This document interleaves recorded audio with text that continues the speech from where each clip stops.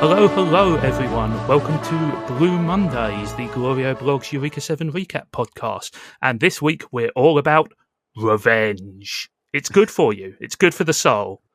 There's never any bad consequences to obsessive revenge on people. Isn't that right, Aqua? If there's anything that 30 years of watching anime and playing video games have taught me, it is that revenge is good and never ever comes back to bite you in the ass. Absolutely. How about you, G? How do you feel about revenge?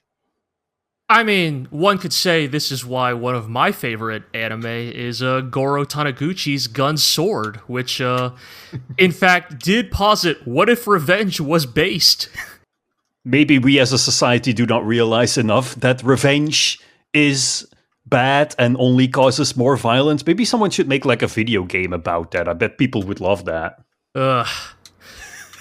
I mean, in all seriousness, I mean, look, obviously the pendulum swings towards the other extreme, but like, I am legitimately, I think, in the place in my life where if I see one more, like, no, if you kill him, you'll become just like him story, like, you know. I think it kind of depends on the context. Like, okay, let's draw a clear line here. Revenge, bad. Revengeance, good. I mean, it's in math. You combine two negative things, you get a positive thing. Absolutely. You combine revenge and vengeance, you get a good thing. Speaking of two negative things, this week we are covering episode 27, Helter Skelter, and episode 28, Memento Mori, both titles which promise joy and fun and happy times for all, now that everything is great after our last episodes. So I don't know what you're talking about. Helter Skelter is a song about going down a fun slide. Yeah, definitely not a song about murder. Well, with that said, let's begin with episode 27, Helter Skelter. Aqua, can you tell us the musical reference here? This is, of course, a reference to musical masterpiece No More Heroes by Suda51, in which Travis Touchdown kills a guy named Helter Skelter, setting in motion a series of wacky events. He's also Cloud Strive's brother, by the way. Wait, Cloud Strive's brother is called Helter Skelter? In No More Heroes 2, Helter Skelter's brother, Skelter Helter, shows up, and he looks like Cloud Strive. Wait, yes, yeah. Is that actually true? Yes. Yes. Sure, that does sound like a very Suda51 thing. No More Heroes, a truly, a fantastic duology that happens to span 3 games. I will say it is one of the most accurate picking up garbage simulators I have ever experienced. Actually, you know what? I take that back. Travis Strikes Again is actually also really good, so I guess it's a fantastic trilogy fit into 4 games. Indeed. Much as I would like to pontificate on the masterpieces, of Suda51, let's get back on track here. Helter Skelter. Oh, I was going to say, well, clearly things are going great. I mean, look at this new OP. It's so hopeful. It's so optimistic. This OP is... Before we get carried away, I have to tell you, Aqua, that you are in fact wrong. This is not a reference to the Beatles song, because that is absolutely what you were going to say. Right, yes. This is in fact a reference to a 1990 track by the techno industrial collective Meat Beat Manifesto, comprised of a British group comprised of Jack Dangers and Johnny Stevens. It's from the album 99%. It includes a sample of a Clockwork Orange at the beginning of the song there. They are widely regarded as they've been all over the place in terms of musical style, but they're in this particular phase of their career, they were regarded as kind of an early industrial rock group. They supported Nine Inch Nails on their first US tour, on Nine Inch Nails' first US tour. They're still making music, although it's just Jack Dangers now. Johnny Stevens left the group there. But yes, this is definitely one of those bait and switch titles. It is not the Beatles song or a cover of the Beatles song. Right.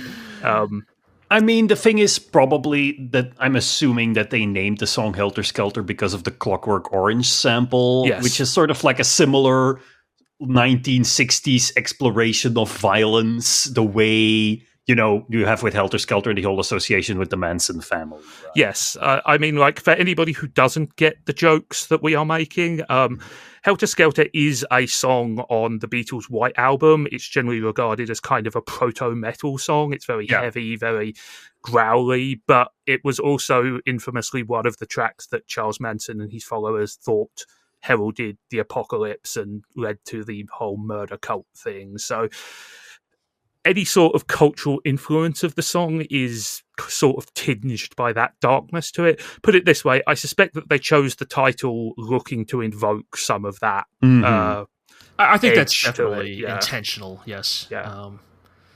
But yes, please, G, tell us more about this delightfully hopeful new opening. Yes, the new OP, our third OP, Taio no Manaka-e, or To the Center of the Sun by Bivachi.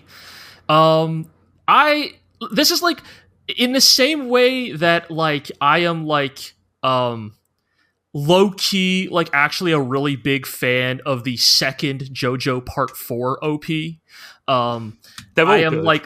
They're all good, but the second one is the one that is like the most obviously like shonen tinted. Yes. It's got the hard guitars going. Yeah, but this definitely has that.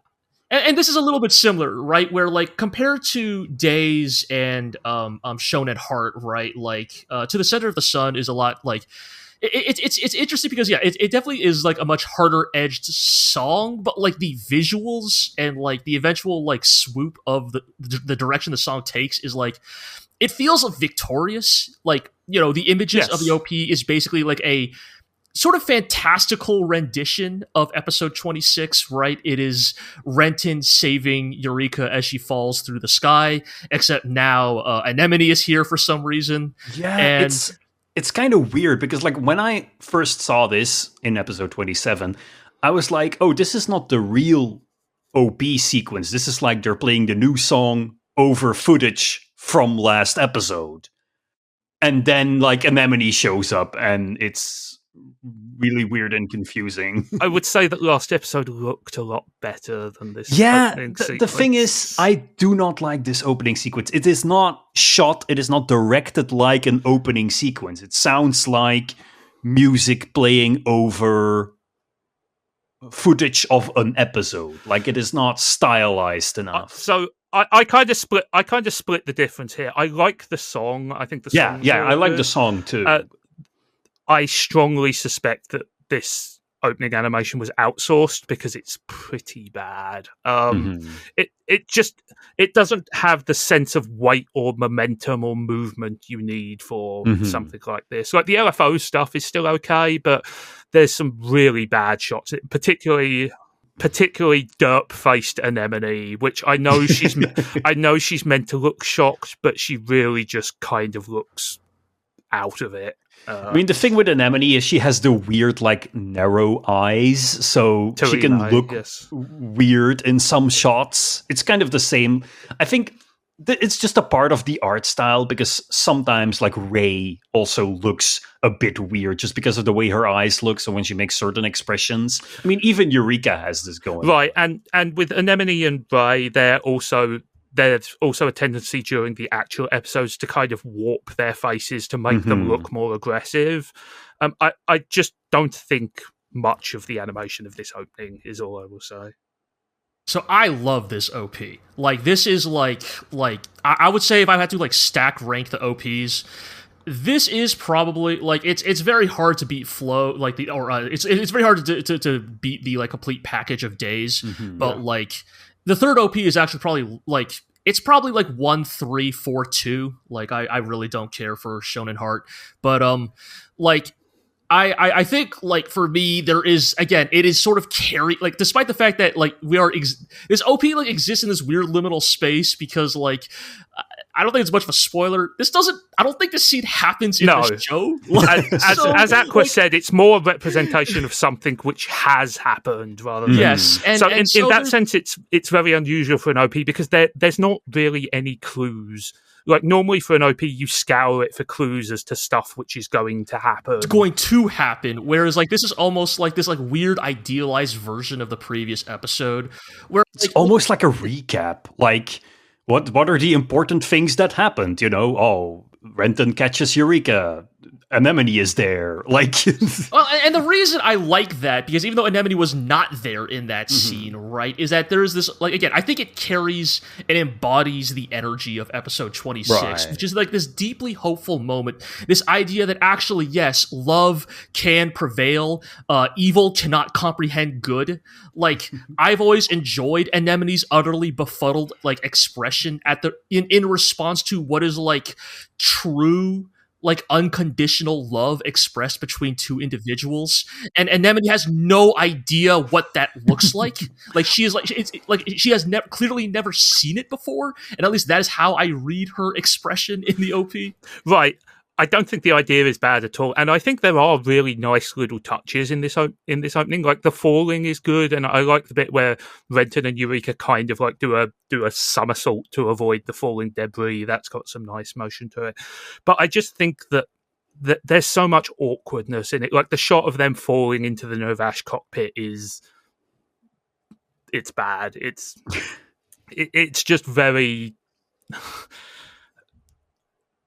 amateurish, really. It's definitely not the most on model OP. I've always sort of been curious, like, what, you know, what was the, like, directive and creative choices for it, because again, you know, as we say, traditionally OPs are sort of meant to be a, like, trailer of sorts, right? They're supposed to, like, indicate to you, all right, this is what you're going to look forward to next, you know, during this stretch of on the a more show. practical But, like, level, you're going to see it at least a dozen times, so it makes sense to put some serious work. Like I said, like, I think it was probably outsourced. I have absolutely no evidence for that, but it's just so off base compared to and also, you know, it's not a spoiler to say the subsequent OP goes back to looking very good again, so it just seems weird there. But again, this is why, like, in my heart, like, I see this OP as a spiritual kindred of Chase. Again, that's the name of the second Part 4 JoJo OP, which is also, like, broadly not well liked by the JoJo fan base, because it's much more, like, harder, like, traditional shonen vibe, and also the visuals of that OP are, like, kind of considerably, like a downturn. But there is something about both those OPs that, like, despite whatever visual problems they have, like, the choice of music and the choice of, like, subject matter really speaks to me. I think that. Sure. I will say that this OP is, like, a hugely popular choice for, like, both official and fan art and posters and stuff like that, because just the image of the two of them falling through the air in, like, and I think that's what it is for me, right? It is. There's something, like, beautifully romantic about it, right? Yeah, like, there is, absolutely. There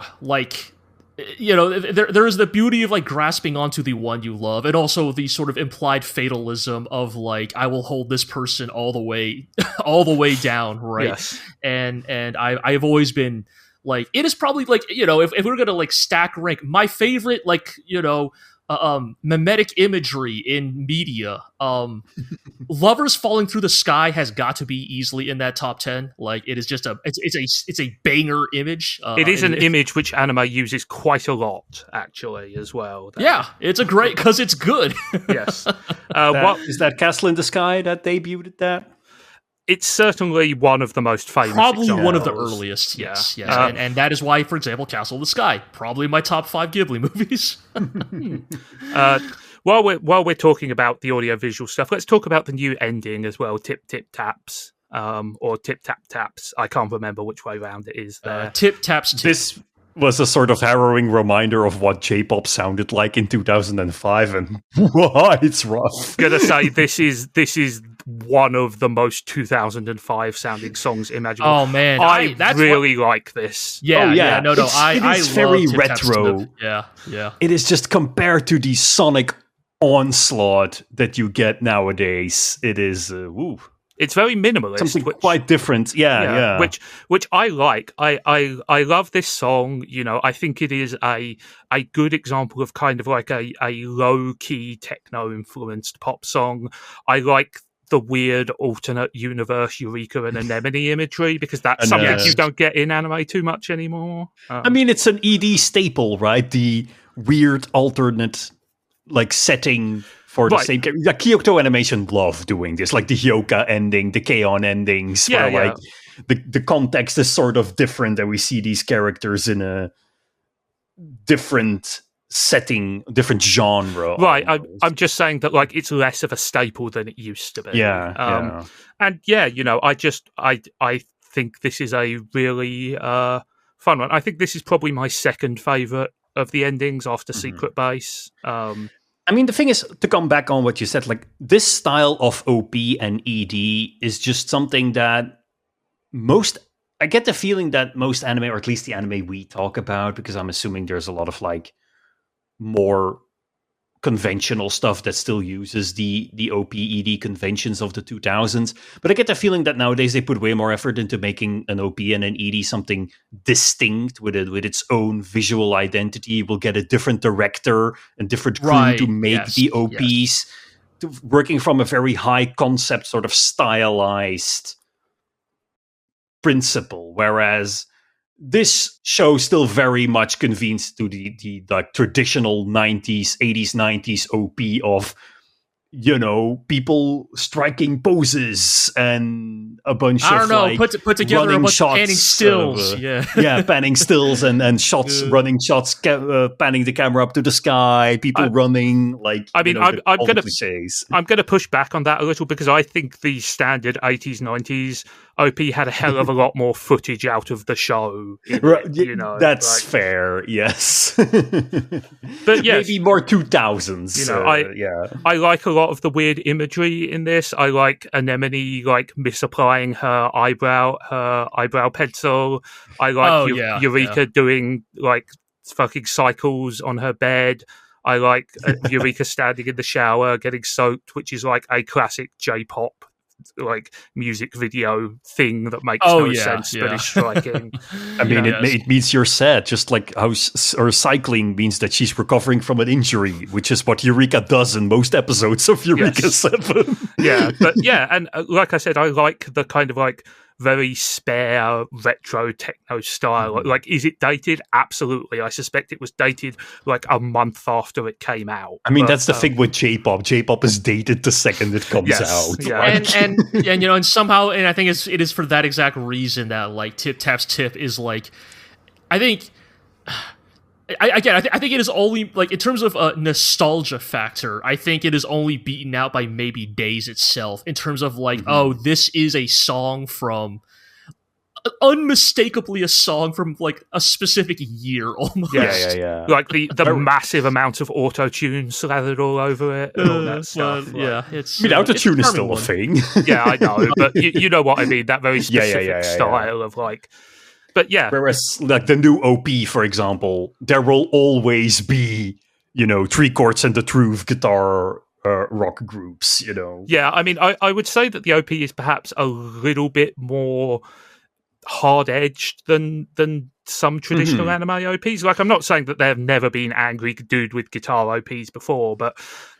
It's perhaps a little bit punkier than the vast majority. Very much in that genre of like the vaguely emo punk adjacent cool hype OP.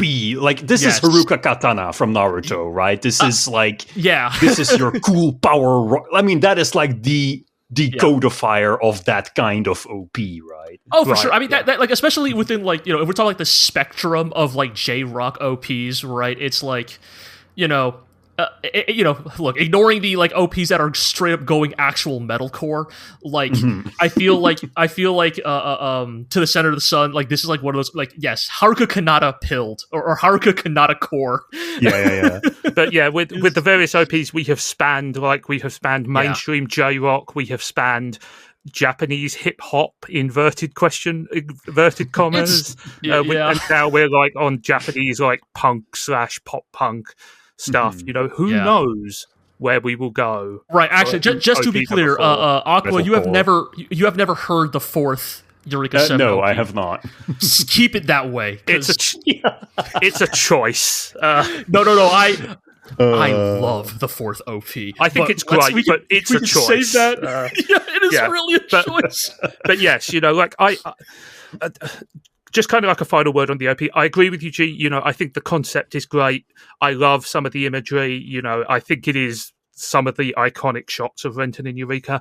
I just wish it could be more on model. And look, I will reach across the aisle and say yes, it is kind of a wonky looking OP, but you know, look, but their heart's in the right place, you know. Yes. And I think it is kind of like a big thing that we are going with kind of like a more upbeat, aggressive OP for this part of the show, you know, because we are sort of moving into a new phase of storytelling, and I think so.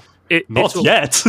Well, I think there's some stuff in these episodes, but yeah, let's get into it, shall we? You know, so we start with Renton where he belongs, in jail. Again. I know Holland probably put the kids in there to throw Eureka a bone, but no, I mean kids in jail. I think it's fairly obvious what they're doing here. Like, it is fairly transparently to keep them safe. Yeah, right, of course. Right, because as we find out this episode, right, Ray and Charles have most certainly not given up their pursuit of the gecko, and so Eureka, Renton, and the children are kept in the brig. For their own good, and you could tell that they're not being imprisoned because who gives them the Doggy Nissan literally hands Renton a loaded pistol and says, "Don't worry, if you don't know how to use it, Eureka just..." No, that's the bit I really liked. The fact that he gives Renton a gun and says, "Oh, by the way, it's for Eureka, like, not you." Like, Eureka knows how to use the gun. Yeah. I don't know, but just a shot of Renton holding a gun and looking at it glumly basically perfectly sums up where this show is at the moment. Like, I think so. And what a contrast. Like, I know I have been this guy multiple times on this podcast, but I feel like this is the time where I finally actually get to cash in these chips.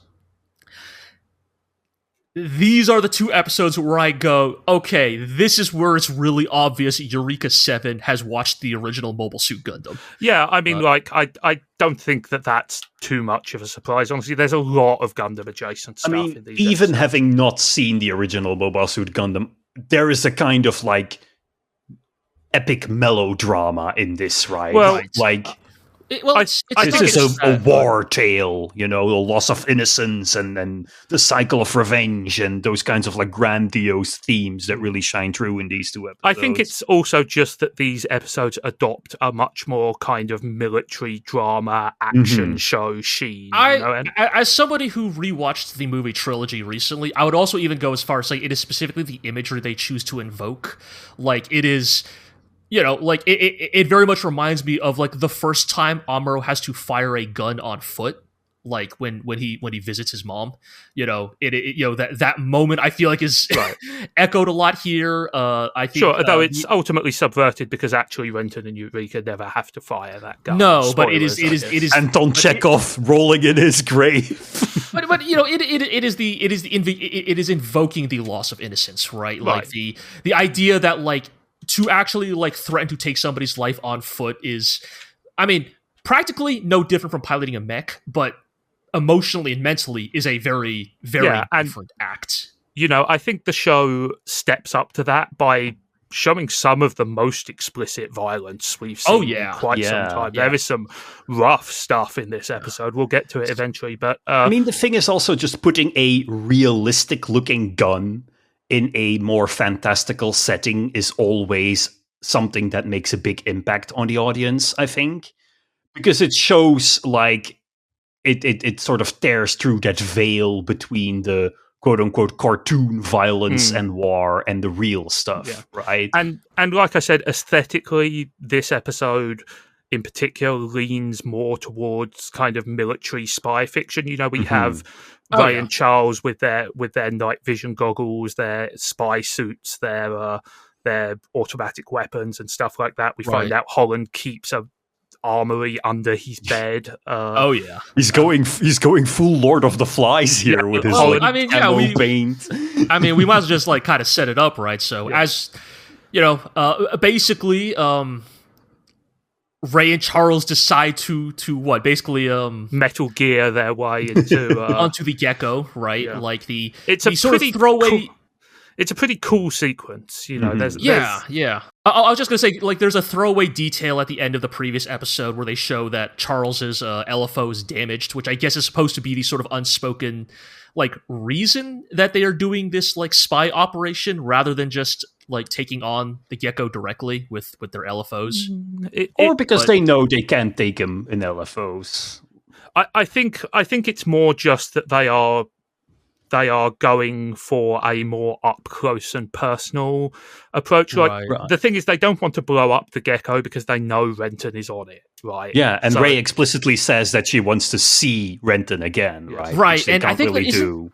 Is there I forget, but is there some detail about wanting to take Eureka alive or something? Like, is that what, like, I don't think so, but there's kind of the implication that this is just how they operate, right? Because clearly it is what this sort of vector of attack is what Holland and the crew are expecting, right? They prepare for an on-foot invasion. I might be thinking of the detail in the previous episode where Charles, like, you know, sort of playfully chastises Rey about, like, shooting at Eureka. I think Charles says something along the lines of, like, I think the mission is to take her alive. You know, rest of the Gecko, whatever, right? But like, but Eureka is a more important, a more valuable target, I think. So. I think it's also like, remember, Charles is the guy who explicitly gets out of his mech to finish his enemies off himself, right? Like, this is sort of a larger scale expression of that. There's definitely an element of sport in it, right? Like, I think that there is the whole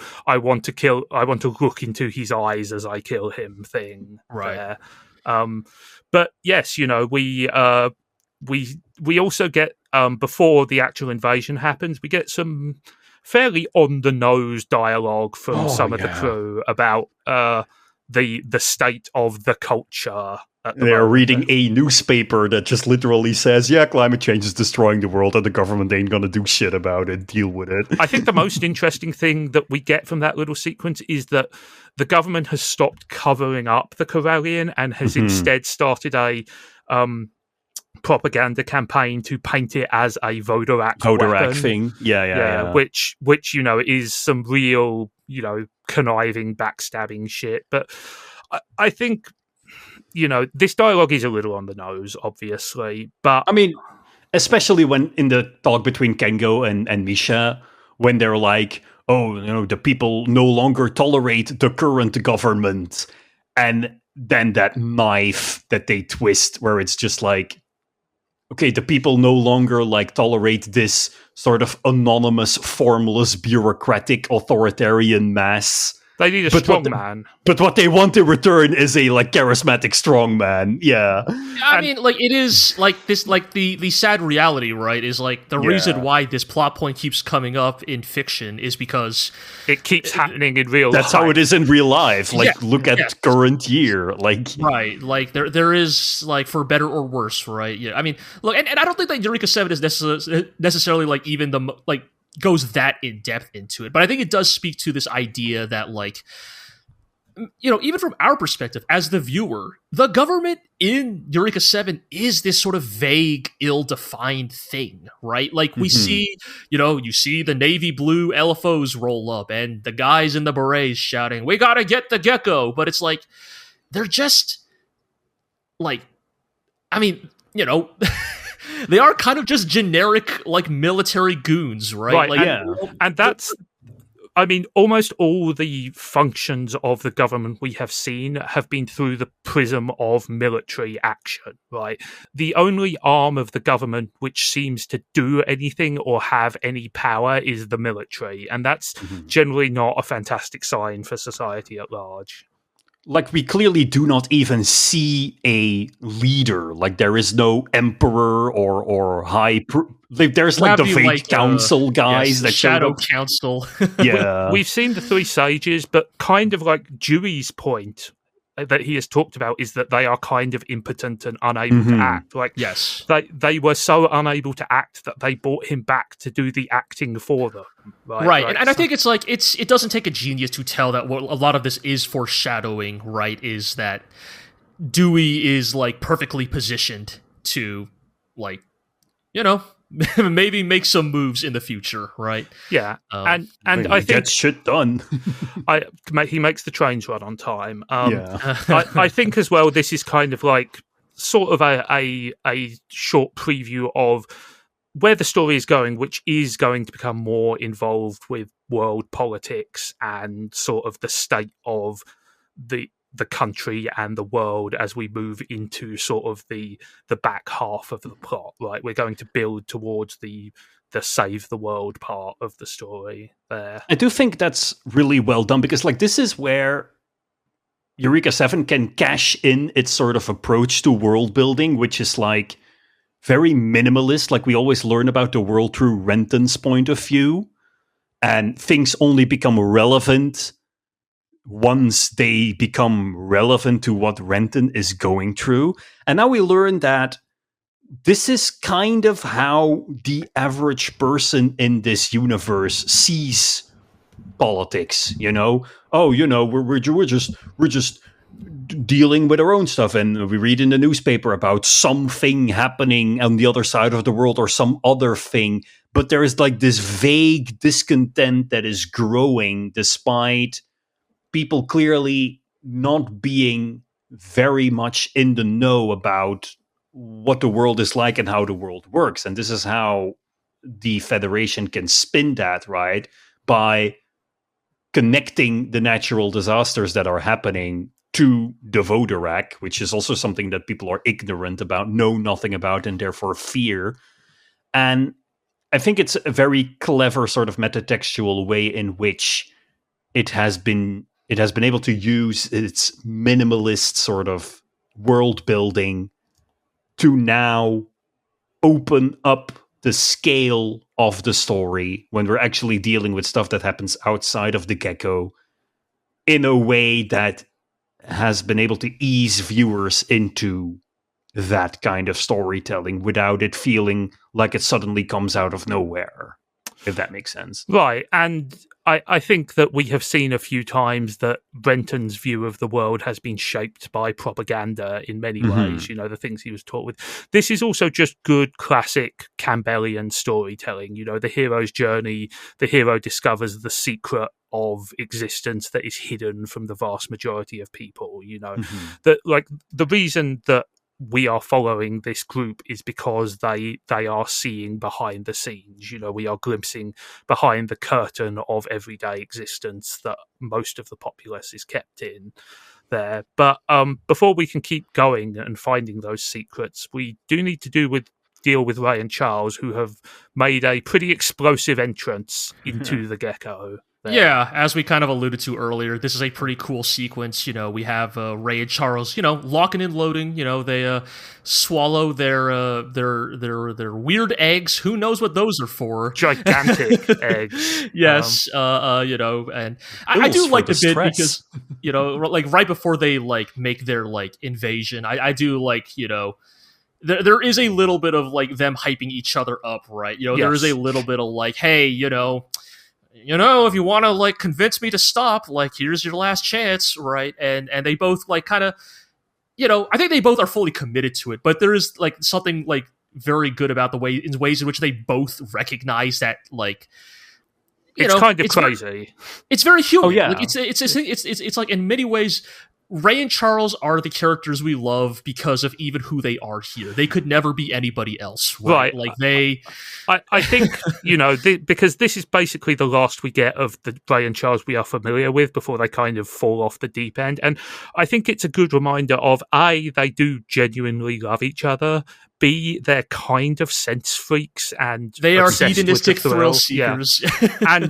and C, we did like these characters. These characters were very likable, Yes. We wanted to root for them. But I think you are right in that regard, in that like this scene sort of shows that they, to a certain extent, know that what they are doing is crazy, maybe even wrong, but they don't doubt themselves. But there's like some sort of inherent will within them to like acknowledge to one another, like, we should probably not do this. yeah, we should probably not do this, but we really want to do this, so let's do this. Like, yes, but, we do get a few bits of interesting backstory here as well. Charles reveals that he and Holland were the head of 2 separate squadrons of SOF, the secret Black Ops military organization that they were part of. You know, Holland was the head of Squadron 1, he was the head of Squadron 2. And also Ray mentions that the only reason she's going on this journey is to, quote, save Renton from that monster. yes. Now, yeah. in the moment, you think she's talking about Holland, right? Correct. Yes. Yeah. Obviously, we are thinking about Holland because Holland is the focus of the Beams', call it a vendetta, call it a job, whatever you will say. But events subsequent will make it clear that she's actually talking about Eureka, and we will get to that in a bit there. I do like a little scene here where Gidget is still perpetually clueless. She's doing her job, but she has no idea why she's doing her job. And yet no one gives her shit for it. Reverse discrimination. I think this episode does a pretty good job of portraying everybody on the Gecko as sort of being wound tight. Right, they are unusually terse in most regards. I mean, I think the subtext has been that the entire Gecko state, they know Ray and Charles are coming, and so like they are kind of on, condition red, right, so to speak, right? Like this is like it's do or die time, right? I mean, credit where it's due. Holland actually like reasonably anticipates what Ray and Charles will be doing and prepares accordingly, right? Which is one of the most competent things he has done so far.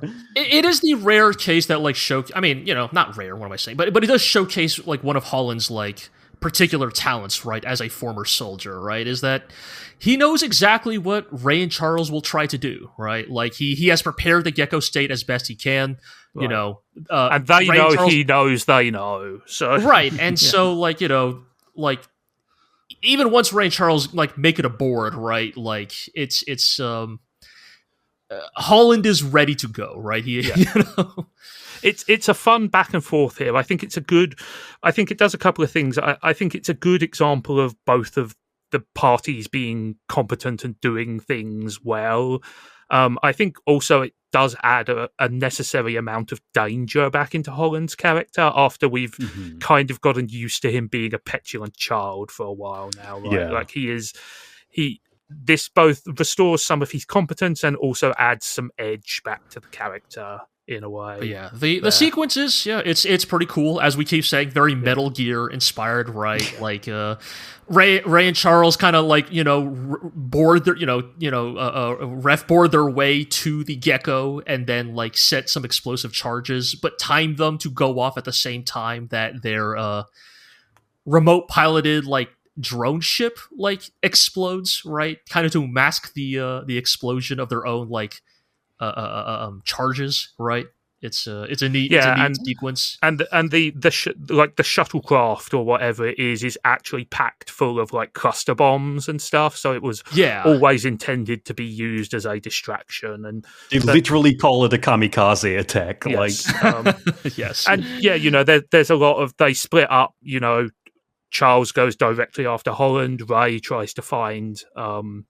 Ray heads to the brig where Renton and Eureka are still in place. Talho has come to get them out of there, and we get a showdown between two of our favourite problematic women here. Well, I do think like there's a lot of interesting elements at play here, right? Like I think like one notable thing, right, is despite the fact that everybody on the Gecko state kind of knows the score, their orders are to go into lockdown, right? Like there's this unspoken idea that the rest of you are like, even though those of you who are pilots, you are not combatants, not in this sense, right? Like we're not going to give Matthew a gun or something, God right? forbid. Like you're all going to go, you all go to the basement, shut the doors, and hopefully Holland comes out of this alive, right? Because like nobody else here is fit to like take on Ray and Charles, which I think is interesting. And then I do think also like the back and forth of these two concurrent fights, right? Because like Ray and Charles show up all again Metal Geared up, right? Not ghillie suit, like sneaking suit, NVGs, like they're all like tacked up, right? Holland is about as close to naked as he can get, as like daytime television will allow. Like, he's gone full Predator, right? Like slathered himself in a. They call it like, stealth paint, which apparently stops him from being detected by whatever magical detectors they have.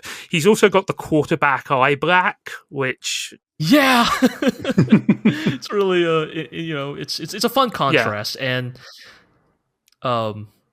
And I think the confrontation here between the confrontation between Charles and Holland is it's fine. They're shooting back and forth, at least here in the hallway section, right? But I think the real meat is when Ray gets the drop on Talho, right? And definitely the Charles and Holland stuff is a lot of very classic anime running around and shooting guns at people and stuff, but the meat of the good character stuff I think is the Talho Ray one. Yeah, where basically, yes, as we alluded to, right, this is where Ray reveals that like at the end, her true aim all along was Eureka, right? That she, as we'll find out next episode, holds Eureka responsible for you might as well just come out and say significant Yeah, so we find out next episode that Ray is barren, that she cannot have children,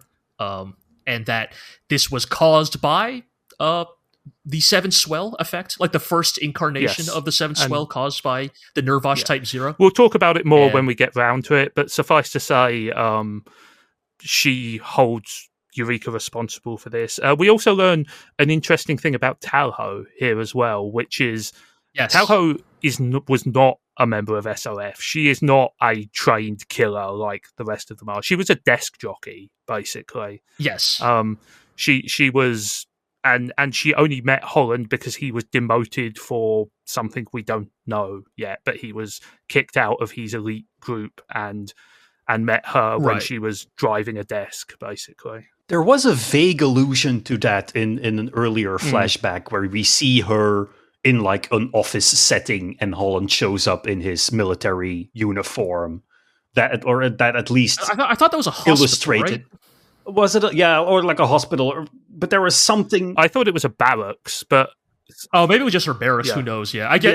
There was a bed there, so there was something from that flashback that sort of gave me the idea that she was in a more like desk bound. Or tied to a desk sort of position within the military rather than an actual boots on the ground soldier. Yeah. Well, I mean, despite all that, she does at least know the basics of CQC, right? When when the lights suddenly turn back on. but I guess before we get that, right, it's there is one other thing I wanted to reference quickly here, which is that Ray, when she's talking about Eureka, refers to her as a thing. She doesn't call her a person. Yes. She says she's a thing, and she seems appalled by the fact that she is a mother of sorts, which ties into the revelation next episode. But there is a distinct subhuman air to all of her interactions with it. Infuriates her. Yes, like it's the emotional mental Achilles heel of Ray, right? Like the indignation she feels, the idea that like a person she deems subhuman, like Eureka, could be allowed to experience the joys of motherhood is something that Ray clearly like cares very deeply about, right? It is clearly a thing that it is an idea, it is a concept, it is a role that meant a great deal to her, right? And to see Eureka get to experience a form of that is the greatest possible insult. And we actually get a 1-2 punch for Ray here, because on top of that, Renton pulls a gun on her, which this is like it's like the saddest, like it's such a this is like one of those scenes where really emphasize that Renton is a kid, like that one shot, like just sad Renton, tears in his eyes, pointing the gun at Ray, is like the most like Oh, he's just a little guy. But I also think that it's an appropriate sort of culmination of his character arc with the Beamses. Oh, definitely. Because they talked about how he had to decide what was important to him and make a stand to do what he thought was right. And this is the ultimate example of that. He decided to do what's right, which is to turn on them, to protect his girl, Eureka, over his wannabe foster parents, and I think it's... Oh, sorry, go ahead. No, please, go. Oh, I was going to say, and I think it's actually a really great example of the growth Renton has gone through, because I think on one hand, Ray and Charles, like, the positive side of them treating Renton like a kid is that they recognize Renton's actual age. They were like, no, Renton, like, be a kid. Like, you can just be a child. Like, let us be the adults in your life. But what we see here is that I think ideally, yes, all children should be allowed to live as children, but the circumstances Renton finds himself in, they do require him to grow up, maybe prematurely. And like, Renton is a kid, but he is also not a child. This is some real, like, people die there killed shit, I know. But like, what I'm trying to say is like, it's like he has to be more mature than his age, because the lives of the people he loves are in danger, and he has to step up to the plate. And sure, he does not fire the gun, and would Renton have ever actually have been willing to pull the trigger in that moment? We don't know. But he was willing to do it because he had his heart and priorities in the right place. Something that would never... Not never have happened under Ray and Charles's care, but Ray and Charles would never expect Renton to do. Right, and I think it's notable as well that even when Renton does this and makes his stand, there is no indication that Ray is going to do anything other than kill Eureka. She does not back down even for a second. Oh, yeah. She is absolutely set on killing that girl, and it's sort of ultimately gives lie to the idea that she cares about Renton, because if she cared about Renton, she would see that he cares about Eureka and maybe reconsider her actions for a single second, right? But she can't, because all she cares about is taking revenge on the person she thinks hurt her. And at the end of the day, that's sort of the message of the Ray and Charles arc. They were nice people. They were nice people, but they always will put themselves first. And yeah, I think that is like, that's what is so strong about the tragedy of Ray and Charles, right? Is like, I mean, look, they are, they are nice people, but they are also fundamentally who they are. And the tragedy is they could not change that. Yeah. And ultimately, it doesn't come to that because Jobs manages to get the lights back on. Ray, who is wearing night vision goggles, gets momentarily blinded, and that gives Tauro the chance to put the smack down on her. And it turns out she actually does know a thing or two. Yes, she has learned something, certainly. Yes. And then we get the finale, right, of the confrontation between Charles and Holland here, which is... this has got to be, like, maybe one of the most, like, gratuitous displays of violence this show has, like, presented to us up till... Like, I will say one thing, which is that they do not do exit wounds. That is very real. Like, that made me think Charles was wearing a bulletproof vest. Like, I think the implication is that's why Holland had to run up and go point blank, right? But yeah, lights turn back on. Also, notably, the Nervosh Type 0 spontaneously activates, right? Kind of starts flailing around in the hangar. Yeah. And, we'll get more on that in the next episode. Yeah. But ultimately, it's the thing which takes Charles down is that he is distracted by the fact that Ray has been captured. That's the thing which causes him to lose focus, which is tragic, but also fitting to a certain extent, right? For sure. And yeah, just the sequence where Holland just runs up and dumps his whole MP5 into Charles's chest cavity is like, it's... I think this is rare, even, like, this specific kind of violence, I feel like, is actually like violence normal in anime. This particular brand of violence, I think, is actually quite rare. Like this particular brand of it, right? The relentless sort of extremely like prejudiced nature of it, right? Like I don't want to say malice, right? But like Holland is trying to kill that guy, and he kills the shit out of him, and that's a little unusual, I think. Right. I'm not sure if it's actually malice. It's more like this is how a soldier fights. You know, you try to grab an opponent during a weak moment, and you make sure that he is dead. He stays down, right? Yeah. Whereas most other anime fights have at least some sort of stylistic, or at least the style, the coolness is more important to the directors and the writers than the efficiency of the killing. Yeah, I think that's a good way to put it. It's not malice. It's it's maybe, I don't know. It is professionalism. It is it is cold-bloodedness. There's still an element of style here, because in real life, if you wanted to kill Charles, you would shoot him in the head from like 100 feet away, right? Mm-hmm. But I think, I spoke a little earlier about how this episode needs to restore a certain amount of danger to Holland's character, and I think this is one of the primary ways it does that. He sees a chance to kill Charles and solve the problem permanently, and he does not hesitate.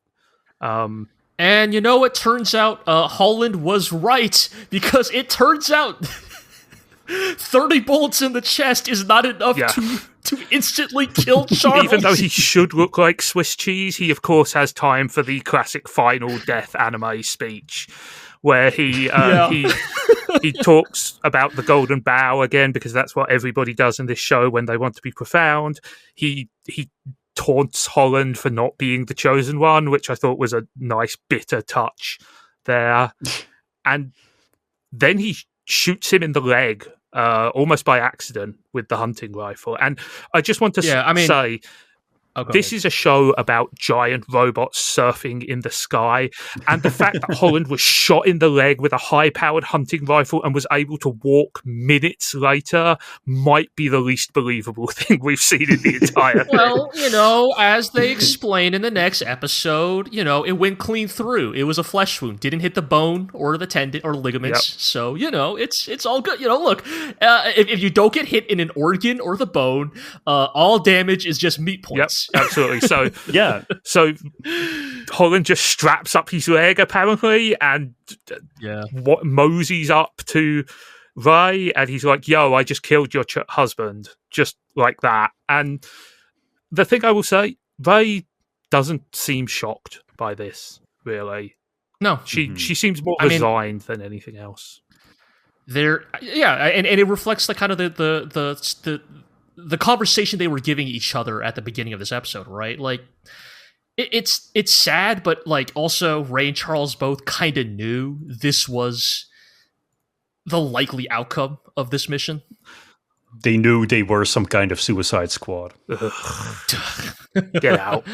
Well, truly to the end, right? Because as if you thought, oh, well, surely this is the denouement of the episode, right? Like, we're going to take Ray in, we're going to throw her in the brig.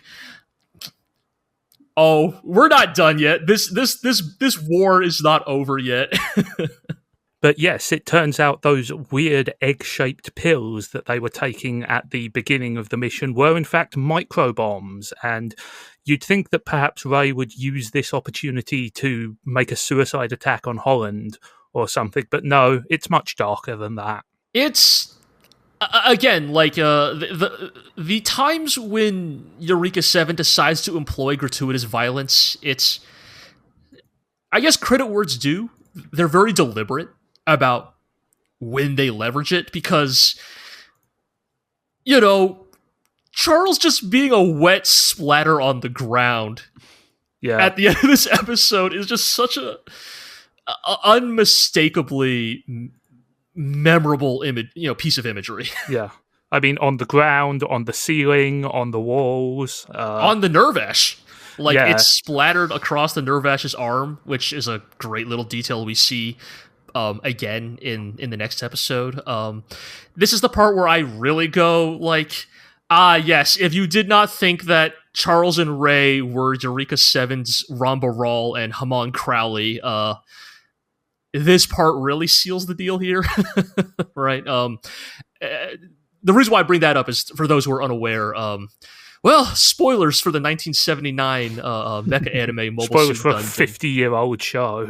Yes, but Ramba Ral is a Xeon character who pursues the White Base and the Gundam for a number of episodes, and his arc also ends with his mobile suit being damaged and deciding to wage a sort of guerrilla on-foot assault on the ship, which eventually culminates in a suicide bombing when the operation fails in an unmistakably familiar fashion. And, I think the utilitarianism of the situation is very much in keeping with Charles and Ray's philosophy of, each one of them would do anything for the other one. And it turns out anything is anything here. Oh, but, yeah. Yeah, Ray uses I assume just the horror of everybody else to make an escape, and the last we see of her is her plummeting earthwards as the episode closes out on, as we said, a very dark note there. I think this is a really strong episode. I think that that there's a lot of character stuff done. Like the action is good, but it's also kind of what we expect. But I think the ways in which the action furthers, and in Charles's case, completes his character arc, I think is quite strong. I definitely think so. Yes, all right, it's been 0 days since G has talked about the power of full-length television. Yes, but no. I mean, come on, man. You got to agree with me, right? I feel like the Ray and Charles stuff hits so hard because we get to spend so much time with these characters, right? I mean, we've basically, this story arc has basically been a 13-episode anime of itself, right? Basically, Renton runs away, meets some people, comes back, and they attack them. That's an entire show, basically. Totally, and I think the payoff is so good on it because of that time. Yeah. Aqua, how did you feel about how Charles meets his ultimate end here? Did you find it satisfying, or did it leave you wanting a little? I think what is surprising, not necessarily disappointing or something, is that there is no explicit fan or flashback to Holland's past with Charles, why they fell out exactly to the point where they now are rather happy to kill each other, and that might still come, but I don't think I don't think it hurts the character arc necessarily that we don't know the exact details of their vendetta, right? Yeah, I think it is one of those things that is just like an inevitable death, right? The moment you realize that Charles is a character who will not yield, who will not give up, who will always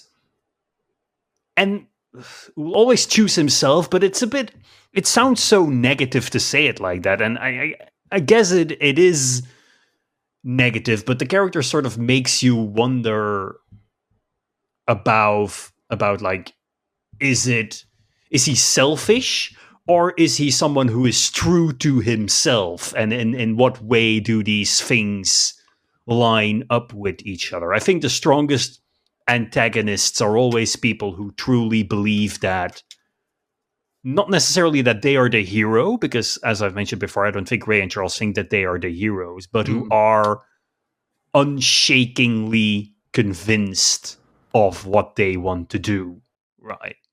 They sort of weaponize the determination that is such a traditionally heroic trait. They can weaponize that against the heroes, against the protagonists. Yeah, and I think Charles's tale is a classic tale of hubris, right? He was a man who was convinced that he could do everything, and while he could do everything, things were going great, but when he ran up against something that he couldn't do, he was not wise or or sort of self-deprecating enough to walk away from it, And I think to your point about how we don't explicitly see the thing that sort of triggered this blood feud, I agree with you that I don't actually think it's important, because I think even from the stuff we've seen is that we know that Holland and Charles were two extremely driven guys who were possessed of boundless self-confidence. I mean, they're very similar characters, let's be honest, in some key ways. And I think it's easy to see that sort of competitiveness and rivalry boiling over into hatred and...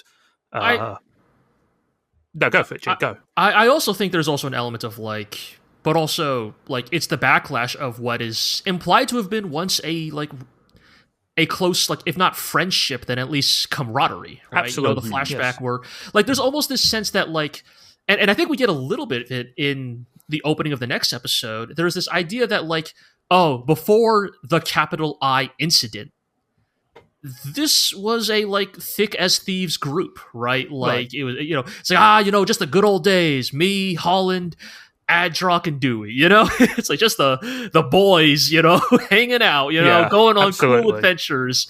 And it wasn't until that horrible she beast and that damn Nervash ruined it all. And I think you can extrapolate from that the idea that Holland ran away from the military and left what they had to follow this girl person thing would have wounded Charles deeply, even if he would not have admitted it, right? I think so, yeah. Like all the best rivals, there's sort of a weird bromance there as well that became warped and twisted. But Mecha is no stranger to the idea that there must be a form of love in any proper rivalry.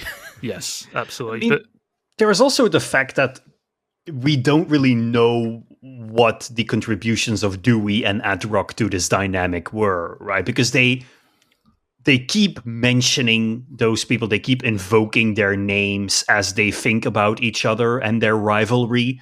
So there is a chance that their friendship or rivalry was corrupted in some way by Dewey, who has been a character that we've often seen people talk about, but we have rarely seen him in action, right? So it makes me wonder if to what extent he was involved in the incident that broke them up. Yes, and I think that it's tricky, because I honestly don't remember what the answer to your question is. My memory is that the Adrock and Dewey stuff is kind of divorced from the Holland and Charles and Ray stuff to an extent, but obviously, there is some bleed over there, as we will see in a moment at the opening of the next episode. So I don't honestly know. We may find out some more down the line. I mean, there has been a ton of detail that I had forgotten that has come back up in the first half of the show. So I suppose the one thing we can say for sure is that if we get any more information on this falling out, it will be very posthumous. Yes. Let's, speaking of being posthumous, let's move on to episode 28, Memento Mori.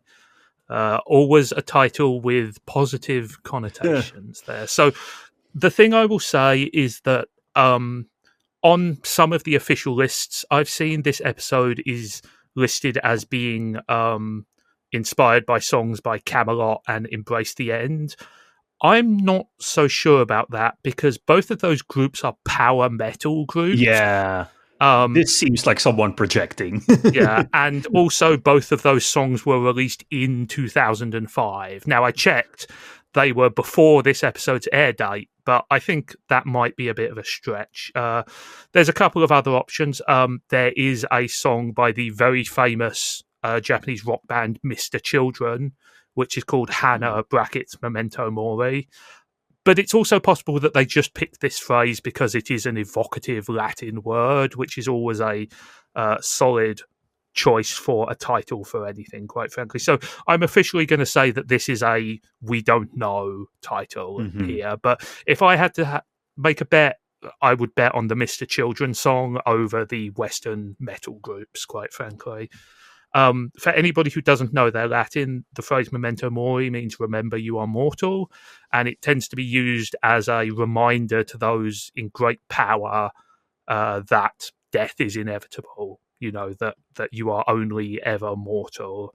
It was said to be said to Roman leaders who were celebrating triumphs, to popes, all that kind of thing. So it is obviously highly relevant to the content of this episode there, which opens with the aforementioned thing, which we've already talked about, which is a flashback that reveals Rey was made sterile by the original Seventh Swell, the Summer of Love, as it's also been referred to as. Orwell thinks she was made sterile by it. She does say that that's what the doctors told her. Yeah. I think the show wants us to believe that's what actually happened. I think this is a little bit of the show perhaps overplaying the magical plot device element of this, because we never see it affect anybody else in this way. Yeah, this is like one of those weird things of like... Okay, I got like this whole like thing about like motherhood and the loss of like the ability to bear children. It's like, if you want to, okay, so I was saying, okay, the previous episode was very like Gundam coded brackets complimentary. This scene here is extremely Tomino pilled brackets derogatory. Yes, it is. Like, it's like, sure, it sets up the drama and the reason why Rey hates Eureka, but it's like... and the thing I will say is that it is thematically appropriate, because, the Rey, Charles, Renton, Eureka thing motherhood has been a key theme there. But this is a clumsy way to sort of weld those elements together. Like, it's a weird thing of, like, I like on paper, like, most of the stuff about, like, Rey and, like, her desire for, like, motherhood. Like, I actually don't dislike that. It's just that, like, I feel like that trope gets invoked so often in, like, really weird misogynistic ways. And I think, for the most part, Eureka 7 manages to sidestep the worst of it, but, like, it is, like... I think that it's fine when they are focused on the Renton stuff, and when it treats Charles and Rey as a parental unit rather than just Rey alone. But this episode does sort of toe the line a little bit, because... I mean, this episode, again, if we want to continue the analogy, like, this is like the Hamon Crowley, like, follow-up bit, right? This is the, like, a woman scorned kind of sequence. And I am never gonna like go as far as like say that, oh, this episode is like misogynistic or weird or anything, but like there is definitely some aspect of like, oh, well, once Charles dies, like, Rey mentally unravels and spirals, right? It's a little... And I think the reason it sidesteps it is because like they emphasize that like so much of this is also just that like this is who... Like, it's not necessarily that, oh, this is, like, Rey's like this because she's a woman as much as it is. This is what happens because Rey is who Rey is, right? Like, that, like, this is, like, an undeniable aspect of her character, her desires, and, who she and Charles were, right? I mean, even this part at the beginning is, like, it's, like, weirdly sweet, right? It's, like, despite, like, Rey's, like, the anguish she is in, like in almost any other circumstances, it would be heartwarming, right? Like because it is an affirmation that Charles loves her for her, not because she has to fulfill a traditionally feminine role or anything like that. And that's the tragedy, right? That Rey cannot move beyond seeing herself as that, seeing herself as like, what is my value as a person, as a woman, if I cannot be a mother?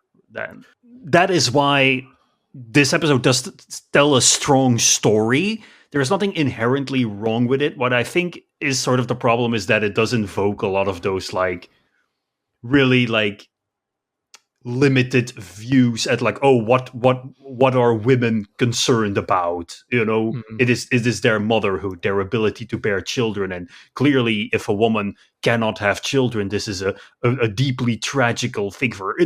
This is the Avengers Age of Ultron thing that movie got a lot of shit for, right? And it is a very reductive kind of view. And I think the series mostly, because this has been implied for a long time, right? We discussed this on the last episode. Yes. I think the series, does a relatively good job telling a story about Rey and her character. But I think where it toes or even threads the line in this episode is that it shows her going like crazy because of this, right? Her trashing the Swan, but still setting the table for her and Charles and Renton is a very like melodramatic anime sort of depiction of hysteria. They're like, oh, women can't cope without their child and husband. And that is not what they want to say, but it is what they're implying because they're so reliant on these tropes, right? It's kind of splash damage from using the cliches that they use here, really. Because, like, to be clear, I don't want to, like, be dismissive of, like, the idea of, like, the desire for motherhood, right? Like, it's clearly a part of that Rey cares deeply about. And we see that in the way, like, in her warmest moments, right? The ways she interacted with Renton. It's like, it's obvious it's something she valued a great deal. And, like, I don't want to, like, necessarily like, dismiss that desire. But I do think it is, like, it is maybe just the, again, not lazy, but I think it's just, maybe it's the invocation of certain tropes in this episode that kind of, like, give it a little bit of that weird like I said, I think tinge, that this right? is a much better, very downplayed example because motherhood has been a key theme of the Rey, Charles, Renton, Eureka thing all along. And also the show has sort of a built-in rebuttal in the fact that Eureka is a mother, even though those children are very clearly not her biological children. They are an adoptive family.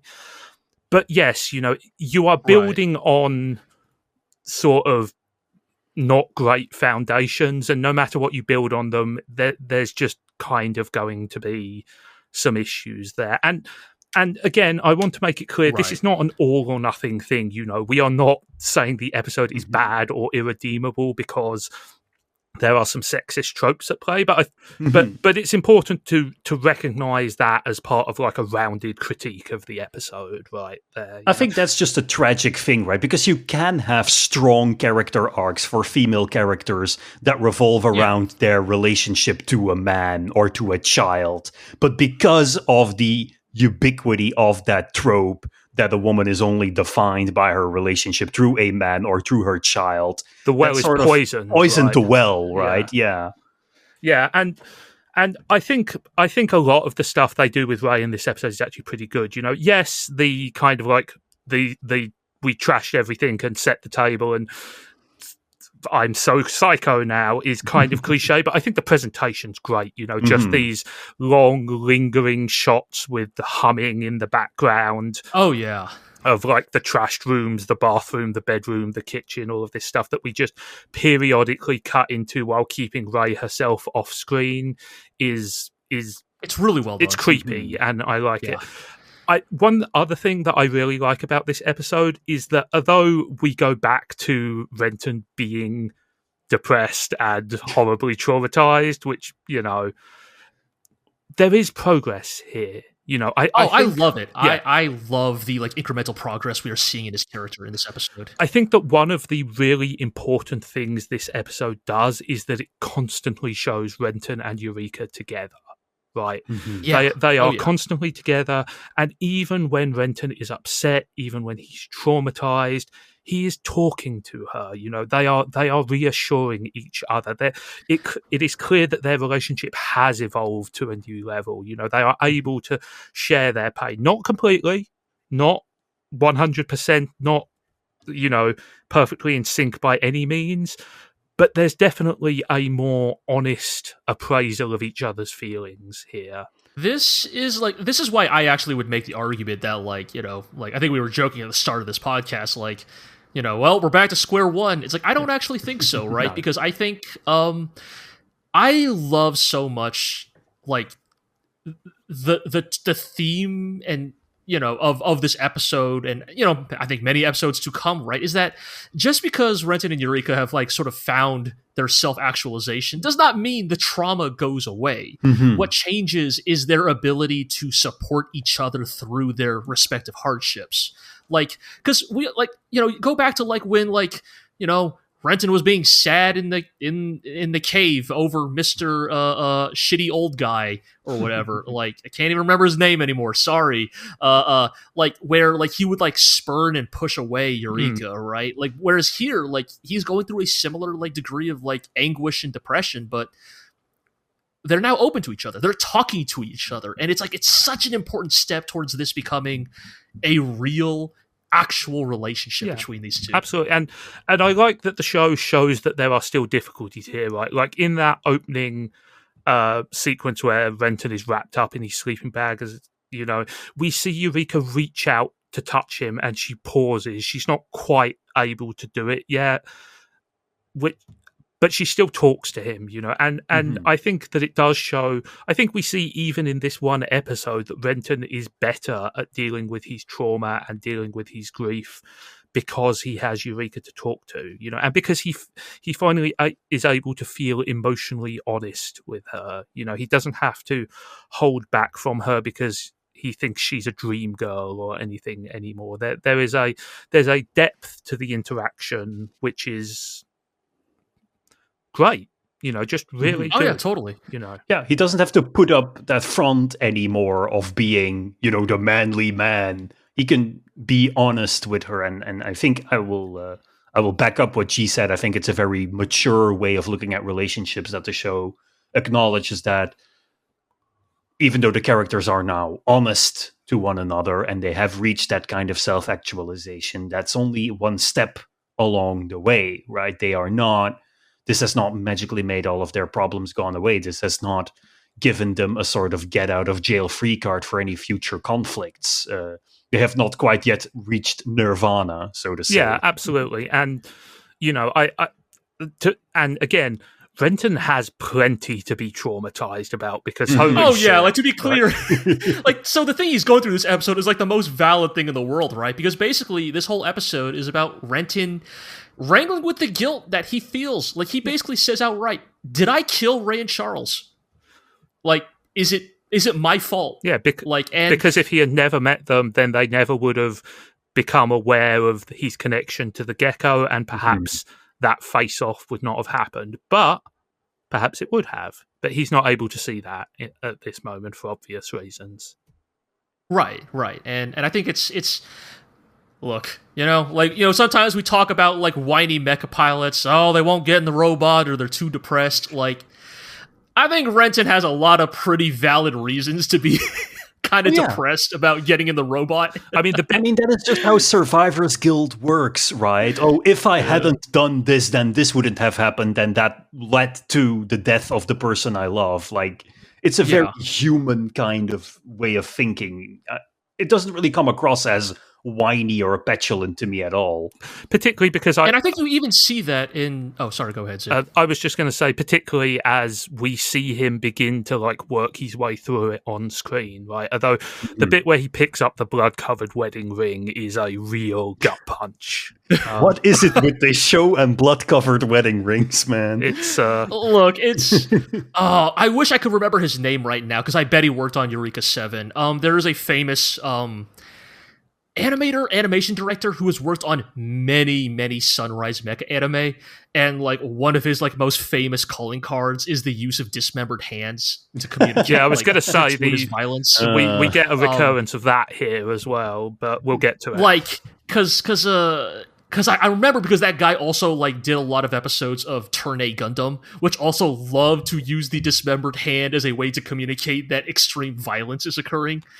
I wish I could remember their name. This is terrible podcast. I'll put it. I'll have to try to look it up afterwards, and I'll put it in the show notes there. But yes, speaking of Gundam tropes, we have a slightly awkwardly shoehorned in other one here, which is it's about time for that cool mid-season upgrade. It's such I love it. Like, this is the part where it's, this is still a mecha anime. So you have Scott and Waz reviewing the footage, right? They're basically just like, damn, looks like the Nervash Type 0 could become stronger if we upgraded it. But we would need a factory. If that's something we... If only we could find a factory, then this new hammer could come out next week, and it would be way stronger than the old one. Yeah. Look, they try and dress it up with a lot of talk of like archetypes growing and changing and a lot of mystic mumbo jumbo. But at the end of the day, it's, we need a sick mid-season upgrade. And it's weird, right? Because I wouldn't have minded if the Nerf Ash just like organically changed form or powered up because of the emotional strength of Renton and Eureka's bond. Like, the show has dabbled enough in super robot territory to justify that kind of. I mean, that is basically thing. what Scott was saying, Yes. right? Is like, guess, it got stronger because of their bond, but also it's a mecha anime, so we still have to take it to the shop and actually buy the upgraded armor. You can't sell a new version of an emotional bond to like 12-year-olds. No, Like, exactly. you have way to to have put some it. sick new missile launchers or something like that. Yep. So, yeah, it's a little incongruous, I will say, even though they do their best all to right. they do their best to dress it up there. Yeah. Something else, we talk about how Renton and Eureka's relationship has evolved in this episode, but I think we see a new level of the Renton and Holland relationship. Yeah, as totally. well. Yeah. Namely, Holland is no longer treating Renton like an absolute piece of human garbage. Instead, he's just treating him like an annoying problem, which is honestly a huge step up here. I mean, to give Holland some credit here, never thought I'd say this, he does explain himself to Renton, right? He's not like, piss off, kid. Yes. He actually invites Renton into his room to begrudgingly talk about whatever beef there may think, be between like, them. It's a low bar, especially for an adult, but I think just the fact that, like, if Renton had said the same thing to Holland 10 episodes ago, of like, did you really have to kill Ray and Charles? Holland would probably respond by closed fist punching Renton in the face and like kicking him in the stomach. Whereas here, it's a much more matter of fact. It's almost like Holland has subconsciously recognized Renton as, if not an adult, more of an adult than he was at the start of the show, because he gives that very matter of fact explanation that, like, Charles could have killed me. Like, that was no guarantee that I could win that fight. Like, that was like a fight to the death, and there is no room for mercy. There's no room for, whatever, like a non-lethal takedown or whatever, right? Like, yeah. And like, I think the precise thing he says is very interesting, which is he says he killed Charles because we're both the kind of people who don't know any other way. And I think you can take that two ways. One is neither of us will back down, right? Just like you were saying, G, there is no half measures here. Neither of us will ever stop coming. There's only one way to stop us permanently, which is to put us down. But I think the much darker way to look at it is we're both the kind of people who don't know any other way. We're both killers. We are both murderers, and that is the thing that we do, right? And I think Holland doesn't push Renton away here, but he doesn't sugarcoat his actions either. He says it's basically, I killed him because I'm a killer. That's what I do.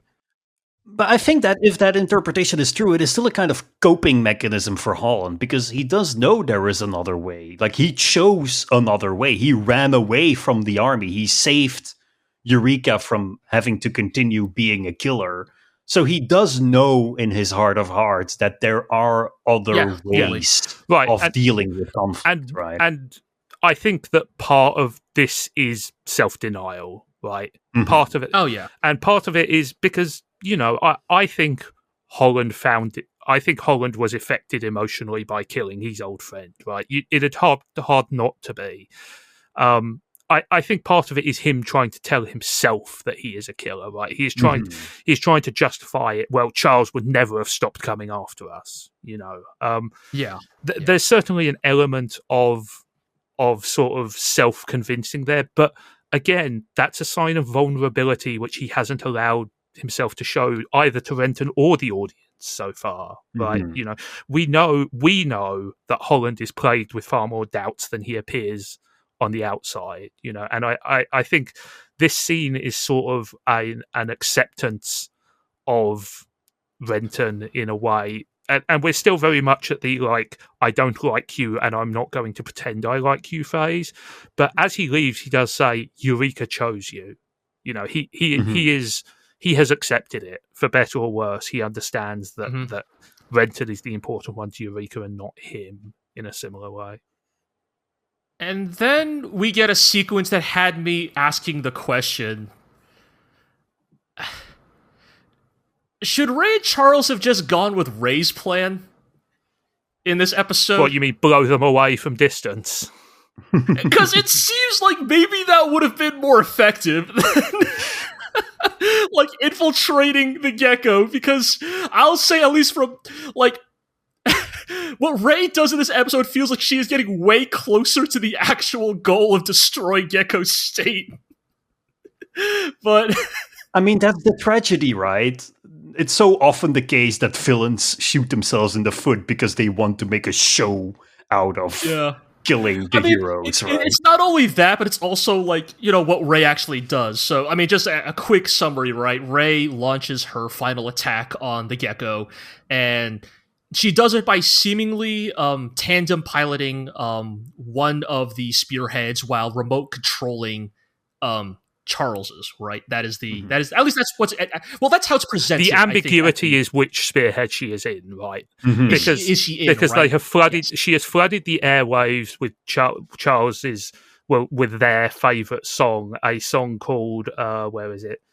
Get It By Your Hands, which is a real song which is on the show soundtrack. It's composed by Hiroshi Watanabe, and B is also again a twisted version of Ad Rock's Mantra.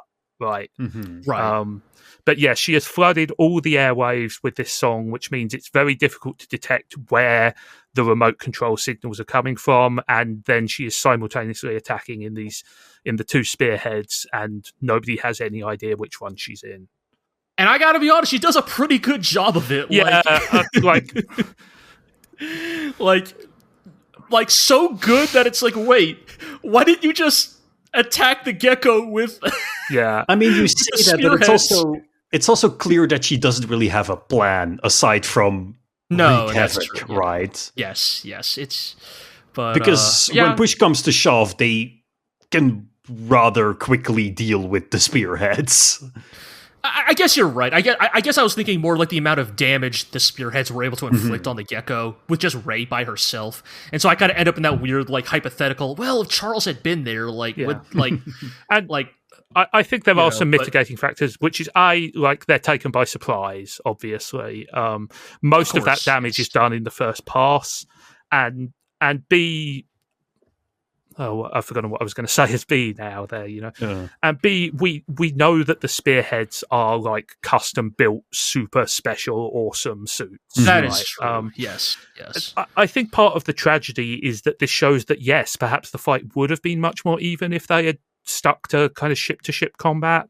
But also, we know that Charles and Ray did what they did because they wanted to look Holland in the eyes while they killed it. You know, they did it for the kicks, right. Almost, yeah. Yes. But before we go any further, there is one scene that I quickly wanted to highlight that happens before the attack, which is a very brief scene where Eureka is in the infirmary and the children come in to see her, which I think is very sweet. I think most notably, it's the first time Eureka takes off her littlest cancer patient hat, as we've been calling it. And it's the first time we have seen her back in her, you know, traditional look, but different, if that makes sense, which is kind of, you know, signaling that she has returned to the status quo, although she has changed. As I said, you know, she will not go back to her old look. This is how she looks from now on.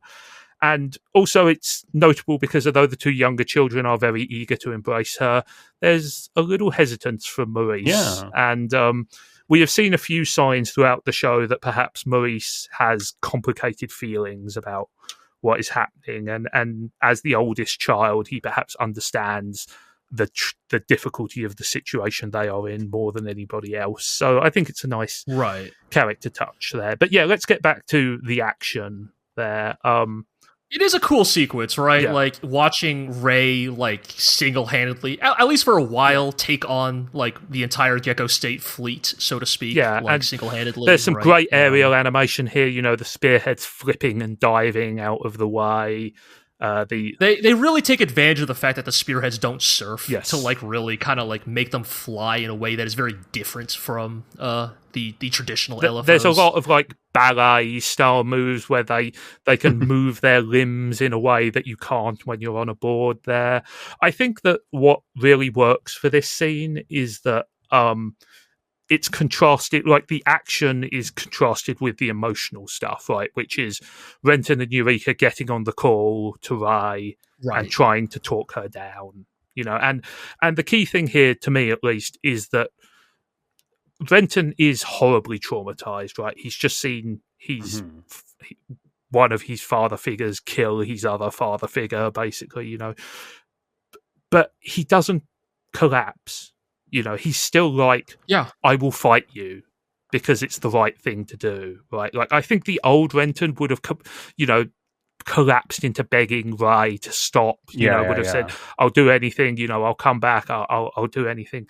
But no, here he has the resolve to say, "If you keep going, I'll fight you."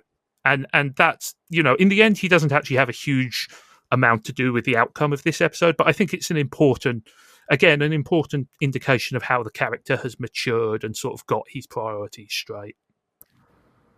Yeah, I think so. I mean, it shows that he, even in moments of weakness and disempowerment, he can still step up and show how he has matured, right? Even if he might even know that it is pointless, he will not go down without a fight. He will not simply accept the cruelty that the adults around him force upon him. Yeah, I really like. Yes, it's you know, the trauma train has not stopped for Renton yet, but he is growing. He is getting better at compartmentalizing it. He is getting better at, you know, knowing like where his priorities are. Like, yes, like, you know, I think. Yes, I think like I think Renton truly did love Rey and Charles, but he also loves Eureka. And like, if one of the people he loves is threatening the other, he will fight to stop that. And I think it's like such an important bit of growth for him as a character, right? And yeah, well, you know, then Holland seemingly gets the kill on Rey's LFO, which is then when we get hit with the real twist that Rey was not on either of the LFOs the whole time. Indeed, yes. The old, I mean, which is clever, right? Because they always show her in close up, so you are instinctively led to believe that she is piloting one of these spearheads. But I mean, they never showed her in a cockpit. Yeah, they just showed her face, and it's revealed that she is in fact behind the controls of the Swan, and the ultimate plan all along was actually a fiery kamikaze head-on collision to destroy everyone all at once. A real kamikaze attack this time, not a fake one. Yes, and also, oh man, I actually did forget one brief shout-out. Shout-outs to Matthew being useful finally. Because turns out that this is his favorite song too, and he's listened to it a million times, and he's like, hold on. The mixing on the mids on this track, something's wrong with it. There we go. Turns out being an audiophile is useful. I have the super audio CD version of this track, and I can tell you that something's off. Yes, Matthew is the guy who's like, actually, no, these $900 headphones, you actually can hear the difference with these headphones. Because yes, he is the one who manages to figure out how to isolate the remote signal. Yes.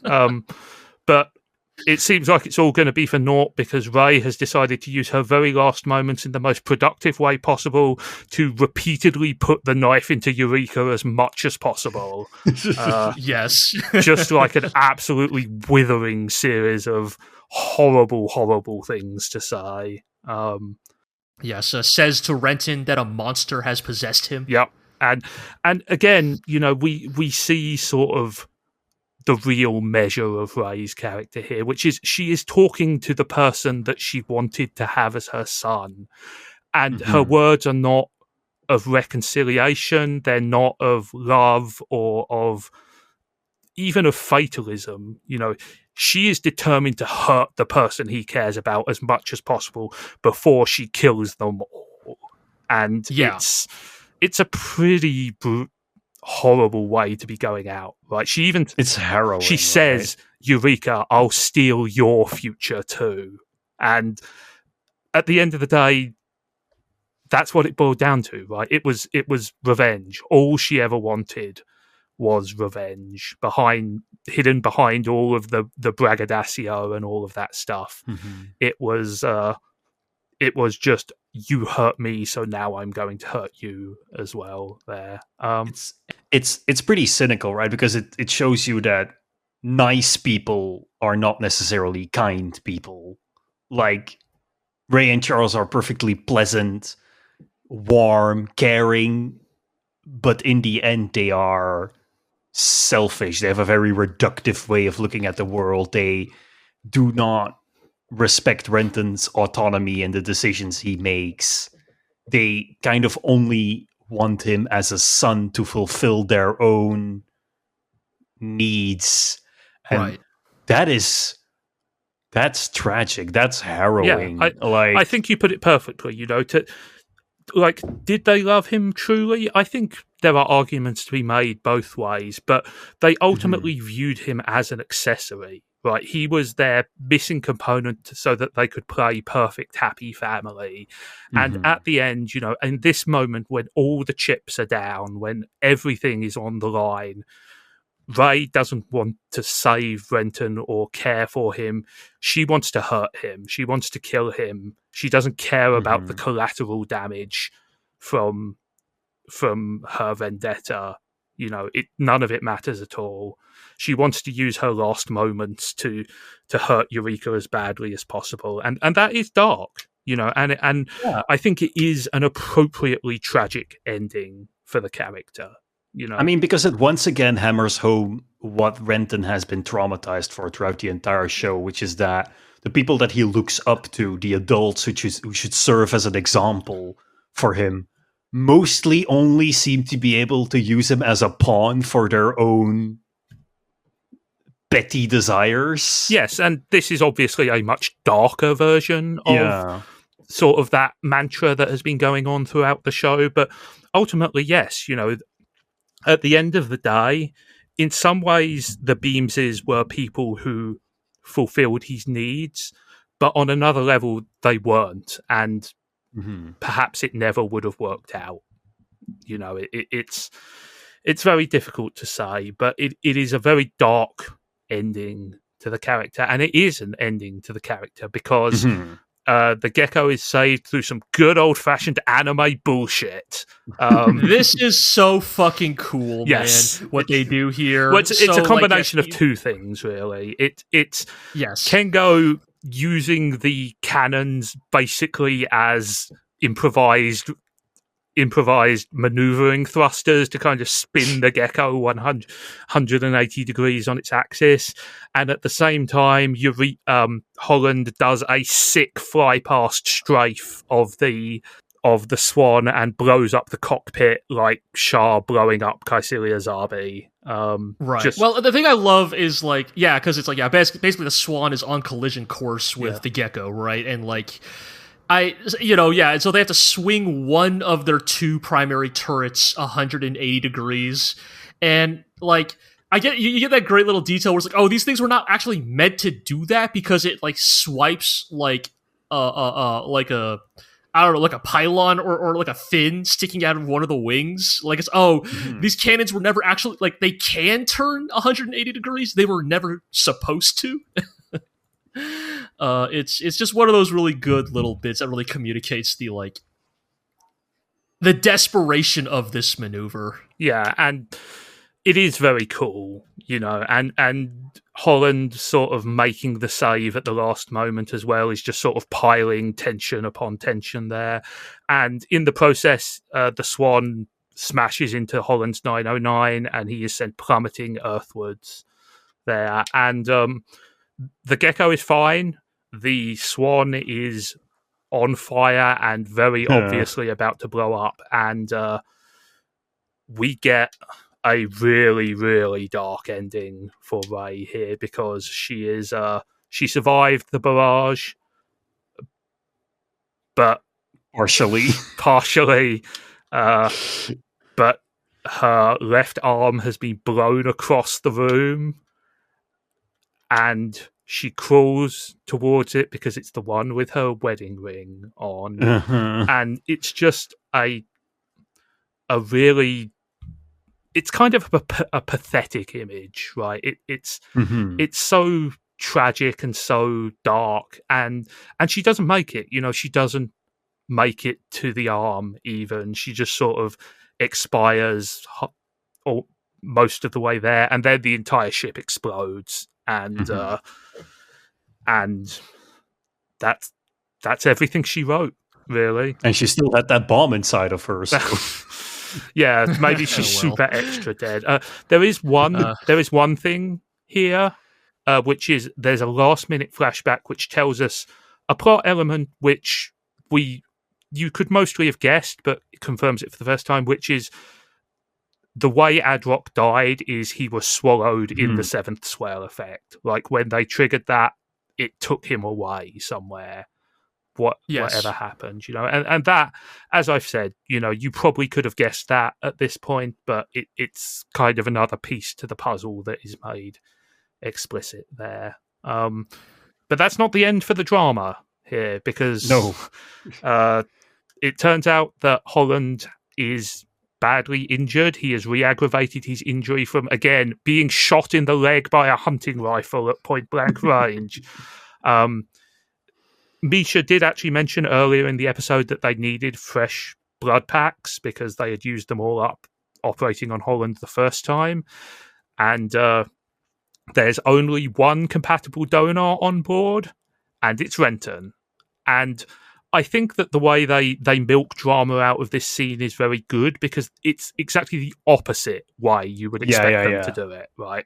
I mean, Renton is basically like, yeah, I'll do it. I hate the guy, but I have to do it, right? Because I'm a good person. Yeah, which I think is another sign of his maturity, right? Like he doesn't use it to try and, hold above Talho's head. Or, Talho makes an honest, emotional appeal to him, and he says yes. There's not even any hesitation at all, And that's incredibly mature of him, because, like, why does Holland get to live while Rey and Charles had to die, right? Why does Holland get the chance to prove himself a better person than his trauma, than his instincts, when Rey and Charles were executed like dogs for basically doing the same thing? Yeah, and like we've gone into some of the reasons why, in fact, that is valid. Yeah. But yes, But the point Aqua was making is that, like, I don't think Renton would ever actually let Holland die on the table, but there's an understandable, like, there's a reason why Talho feels like she has to be, like, the most emotionally honest she's ever been with Renton, because she knows that, like, deep down, Renton has every right to resent Holland for the last couple of days. And I think the Renton from, a dozen episodes ago perhaps would not have let Holland die, but he certainly would have made a bigger deal about it. There would have been a lot more screaming and shouting and puking and punching and all sorts of stuff, But he just says yes. He just says yes, and it's actually Talho who is initially resistant against this, because she doesn't want the same blood that flowed in the veins of her, the nebulous, mysterious her, to now be in Holland's body, which is a ridiculous thing on any level. It's like look, Talha, I don't know if you know how, like, blood works, but it's not like if we put some Thurston blood in Holland, he becomes a Thurston. All of that blood will be, like, recycled out of his body in a couple of weeks tops. But obviously, it's a symbolic thing, right? Obviously, yes. Obviously, it is this continuing trauma that Talho and Holland have between them and Diane, Renton's sister, who is the her, in case that were not obvious there. I think this moment also represents that or indicates to us that Talho and Holland also, I think, have their own growing to do in this story. Yes, absolutely. And I think now that, because they've been lucky, right? Renton has come back to them. Everybody is still alive. Charles and Ray are dead. I think that has given them food for thought, right? We see some of that in Holland's behavior in this episode, but also in Talho's. She is vulnerable enough to be honest with Renton and to ask him sincerely and straightforwardly to help. I mean, Talho has had a bit of a strange arc over the past couple of episodes, because like at the beginning of the show, she was very much the quote-unquote main antagonist on the Gecko. She was the one giving Renton problems. She was the one being petty and petulant towards him. But ever since like Holland's baggage has come more to the forefront, she has been the straight man, like the more mature one, the one who calls him out on his bullshit. And it's this sudden 180 from Talho, the alpha bitch, to Talho, the only sane person on the Gecko. And those things come back, or like the contrast between these two Talhos are really reflected in this episode, right? Where she will suddenly, like, even though she and Holland have been doing basically nothing but bickering and arguing for the past 20 episodes, she is still very much concerned about him. Like, she is desperate when he goes down with his mech, and it may not be sure whether he'll survive, and she has to reach into herself and make this honest appeal to Renton to save his life. So it's clear that she very much still loves him, cares about him, depends on him, despite the fact that she has been almost begrudgingly reeling him in for the past 20 episodes. So it's interesting to see where that goes next, because as G mentioned, we also get we get to see a part of Talho that we haven't seen in a long time, which is her immature,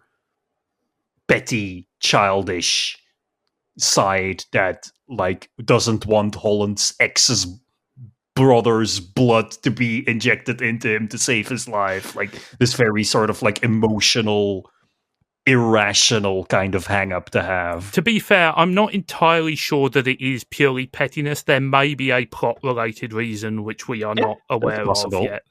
But yes, I think you're dead on in the fact that it's clear that there are two opposing personalities in Talho, and at some point those are going to have to be reconciled, and I don't think it's a spoiler to say that we are eventually going to reach that point, but I think that,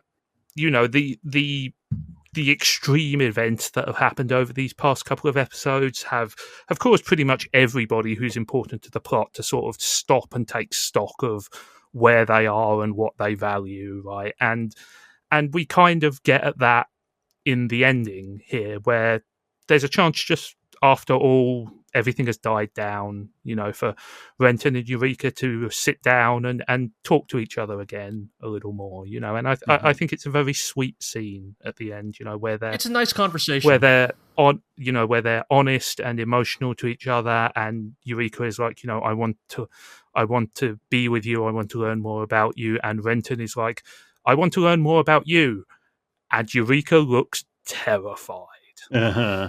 I mean, this sort of this loops back to her anxieties about, like, have I changed? Who am I really? Am I capable of those very human emotions like longing and love? So this is Renton directly confronting her with that, right? The idea that, like, she has just learned to sort of accept herself and accept that she can love Renton, and here he is innocently asking her to abandon that persona she has created that can love Renton and dig a little bit deeper into who she really is and where she comes from. Perhaps a few more skeletons in that closet to be uncovered. And it's on that very foreboding note that we leave this couple of episodes, really. I think these episodes are great, but they're also very dark. And and I think that was the only way that the Ray and Charles thing was ever going to end, right? Because it was always clear that this was a emotionally complex battle between two groups of people who in many ways thought they were both doing the right thing, right? And I think, we've joked about the gratuitousness of the violence and the insanity and stuff like that, but I think the high stakes befit what is, I would make an argument, the signature storyline of Eureka 7. Like, certainly, I think this is one of the most well-remembered parts of the show. Certainly in my mind, at least. How about you, G? Oh, definitely. I think I'm already on record saying that, the Ray and Charles arc, the entirety of it that I think we are mostly now wrapping up here. It is definitely the most memorable part of Eureka 7 for me. Like, I think I'm very curious to find out if I still think it's the best part of it on this rewatch, but whenever I just idly think about Eureka 7, it is without a doubt the the rise and fall, the highs and lows, the the tragedy of this entire stretch of the story. Yeah, how about you, Aqua? Now we've sort of reached the end of Ray and Charles's lives and involvement in this arc. How do you feel about what's happened overall there? I think they've taken a big risk like this because, as I've mentioned before, there is something deeply unfair about what went down. Right? Yes. There is something about... Oh, to be sure. Why does Holland, who for all intents and purposes has kind of been a meaner, ruder, more unpleasant character than Ray and Charles, why does he get to live while they were, not just defeated, not just killed, but just annihilated, right? Aqua, I am so glad you say this because I wasn't sure if I was actually going to bring this up, but this is a recap podcast, and this is also about our recollections of Eureka 7. As a kid, I hated Holland because of this arc. I legitimately resented Holland as a character. I disliked seeing him on screen because I had that exact same immediate sort of petty emotional reaction in my gut watching this. When I was 14, 15 watching this show around the same age as Renton, I was legitimately, man, fuck Holland. Fuck that dude. All my homies hate Holland. Killed the two best characters in this show.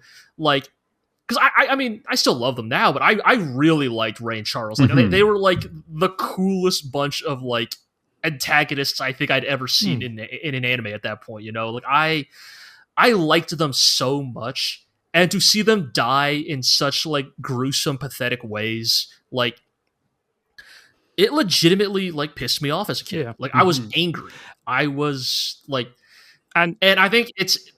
Oh, go ahead.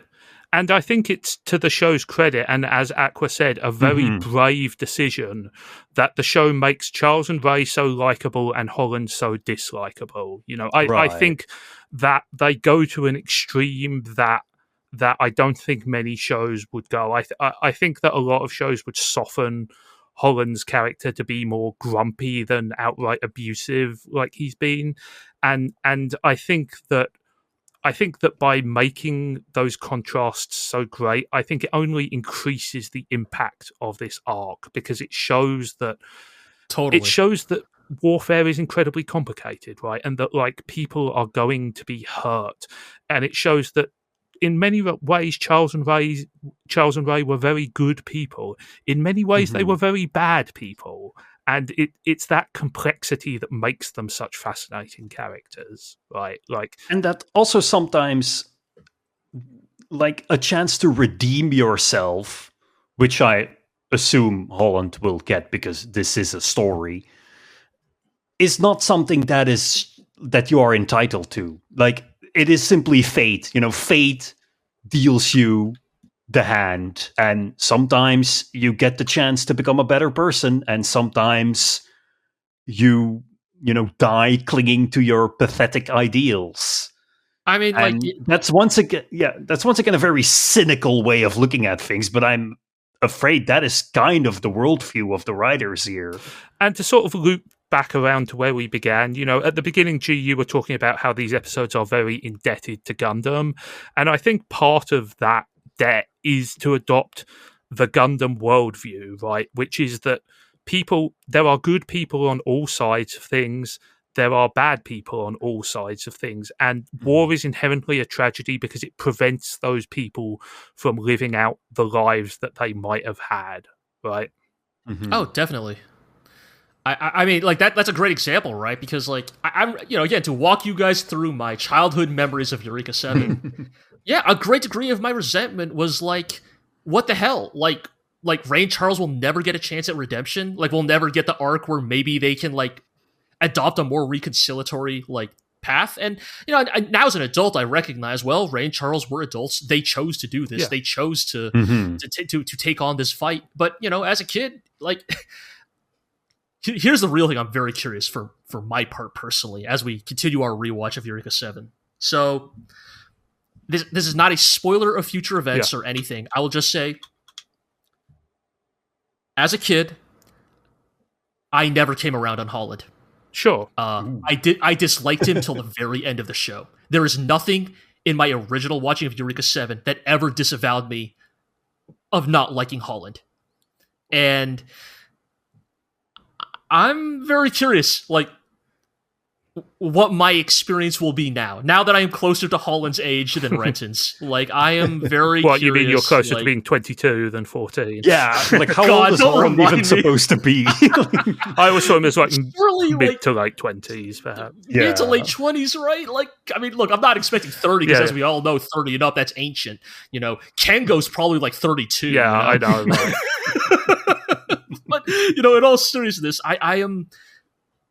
as somebody who would objectively would now be described as an adult, Yes. for better or worse, like I am like, I'm not going to say I'm going to be more open-minded to Holland, but in some ways I feel like I'm even more critical of Holland now that I'm an adult.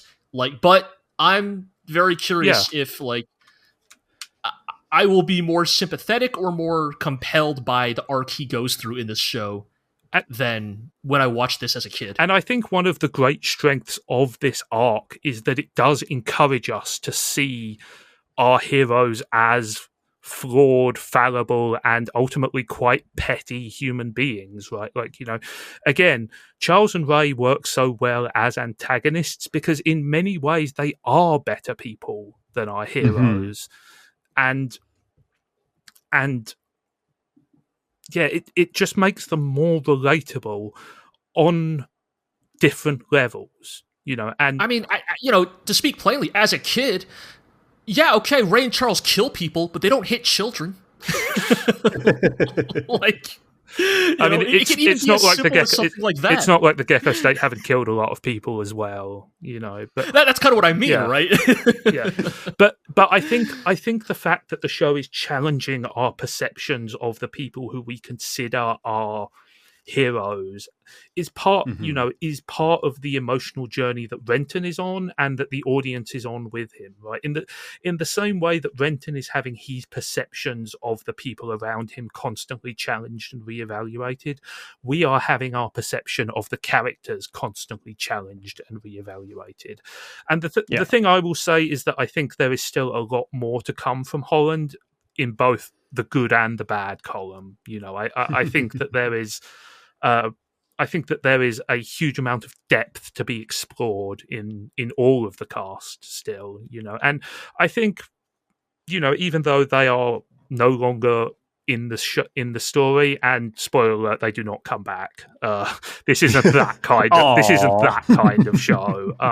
But I think the shadow of Ray and Charles will continue to hang over this show, right? In the sense that it will encourage us to see our bad guys as people. It will encourage us to see our good guys as flawed and fallible, and that it will encourage us to keep challenging their position in the traditional story structure. Mm-hmm. Yeah, good conclusion. Thank you. I'll turn my work in the morning there. But yeah, any last thoughts from either of you there? I do have to remark one thing. Yep, go for it. Eureka, I don't know what Hilda has been serving you, but there's no such thing as potage soup. Potage means soup in French. All soup is potage, and all potage is soup. Double soup. So, Yeah, it's soup on top of soup, Yeah. I guess. Soup with a healthy. Are we doing a chai tea bit here? Like, are we like? Yeah, basically. Yeah, it's soup with a healthy side serving of soup. There. It's a pleonasm, as us language perverts. Okay, now we really need to wrap this up. G, any final thoughts? Nah, I think I've said my piece. Like, I'm just glad to have been able to be here and talk about Ray Charles again. Like, this is, like I said, fantastic storytelling there. Yeah, getting to relitigate conversations I had with my 14-year-old self has been therapeutic, I suppose. Excellent. Well, the therapy will continue next time when we talk about episodes 29 and 30. We're hitting the big 30 here, and as you can tell from the preview, we are perhaps going to spend a little bit of time away from the Gecko and concentrating on some of our lesser seen characters for a bit. But we'll find that out next episode.